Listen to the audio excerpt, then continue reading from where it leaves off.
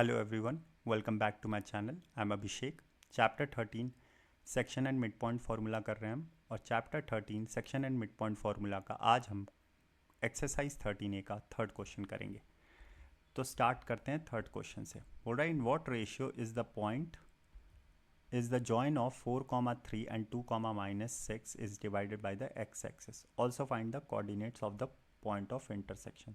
तो दो पॉइंट है, ये रहा यहाँ पे एक पॉइंट ये है 4, 3, ठीक है, और ये पॉइंट है 2, -6, ठीक है। और इसको क्या बोल रहे हैं, इस दोनों पॉइंट को ज्वाइन किया गया है और इसको पूछ रहा है कि ये डिवाइड हो रहा है divided by the x axis.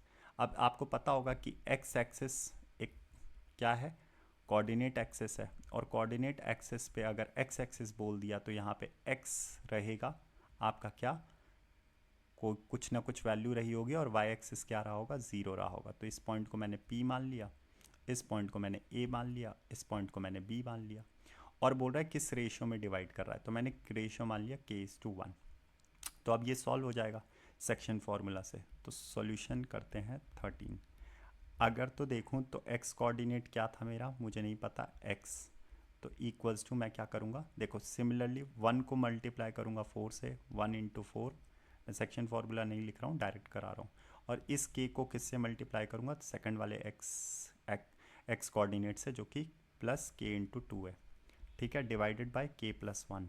तो यहाँ से मेरा x एक्सिस निकला। y एक्सिस कैसे निकलेगा, y के लिए y को मल्टीप्लाई करूंगा y कोऑर्डिनेट को रेशियो से, तो 1 को मल्टीप्लाई करूंगा दूर वाले कोऑर्डिनेट से, y कोऑर्डिनेट से, जो कि 1 × 3 हो जाएगा, प्लस k वाले को मल्टीप्लाई करूंगा दूर वाले y कोऑर्डिनेट से, -6 × k। ये मैंने आपको पिछले क्वेश्चन में भी समझाया है कि ये कैसे शॉर्ट ट्रिक है याद करने की, आप जाके वीडियो देख सकते हो। और यहाँ पे आ जाएगा k+1। अब देखो यहाँ पे y कोऑर्डिनेट क्या था, 0 था, तो यहाँ पे 0 लिखूंगा y कोऑर्डिनेट के लिए, बस काम बन गया मेरा। अब देखो यहाँ पे तो एक इक्वेशन है, दो वेरिएबल है, कभी सॉल्व नहीं हो सकता, लेकिन यहाँ पे एक इक्वेशन है और एक ही वेरिएबल है, तो ये सॉल्व हो जाएगा। तो k+1 0 से मल्टीप्लाई होगा तो 0 हो जाएगा, और ये 3 आ जाएगा, और ये -6k आ जाएगा। ध्यान से देखो, तो यहाँ पे अगर मैं 6k ले आता हूँ तो 6k = आ गया 3। तो k की वैल्यू क्या आ गई, k की वैल्यू आ गई 3/6, विच इज़ नथिंग बट 1/2। अब k 1/2 आया है, ये मैंने आपको समझाया है कि k:1 मैंने रेशियो माना था, 1/2:1, तो 2 इधर गया तो 1:2 आ गया, इसलिए हम k:1 रेशियो लेते हैं। तो 1/1:2 आ गया इन व्हाट रेशियो। अब मुझे क्या निकालना है, x कोऑर्डिनेट निकालना है। तो k की वैल्यू तो 1/2 आई थी, तो यहाँ पे पुट कर दूंगा, क्योंकि अब एक इक्वेशन हो गया है और एक वेरिएबल है।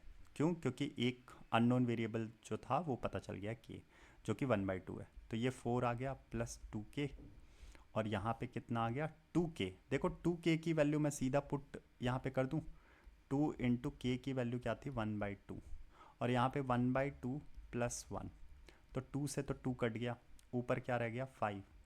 तो x = 1, 4 + 1 5, और यहाँ पे 2 + 1 3/2। ये मल्टीप्लाई करना बताया है, इसका मतलब ये होता है 5/1 3/2। तो न्यूमरेटर के लिए टॉप वाला नंबर और बॉटम वाला नंबर मल्टीप्लाई कर दो, तो क्या आ जाएगा 5 × 2 विच इज़ 10, और डिनोमिनेटर के लिए बीच के जो दो नंबर होते हैं उनको मल्टीप्लाई कर दो, तो 1 × 3 3। तो आंसर आ गया आपका x कोऑर्डिनेट 10/3। अगर आपसे कोऑर्डिनेट पूछ रहा है तो कोऑर्डिनेट आप कैसे लिखोगे, तो x कोऑर्डिनेट तो देखो x, 0 था ना कोऑर्डिनेट, तो x कोऑर्डिनेट तो मेरा क्या हो गया सीधा यहाँ पे 10/3, और y कोऑर्डिनेट क्या हो गया 0। तो आप इस बात को ऐसे भी लिख सकते हो 10, 3, 0 विल बी माई आंसर और द कोऑर्डिनेट। आई होप आपको समझ में आया होगा। Thank you and have a nice day, bye.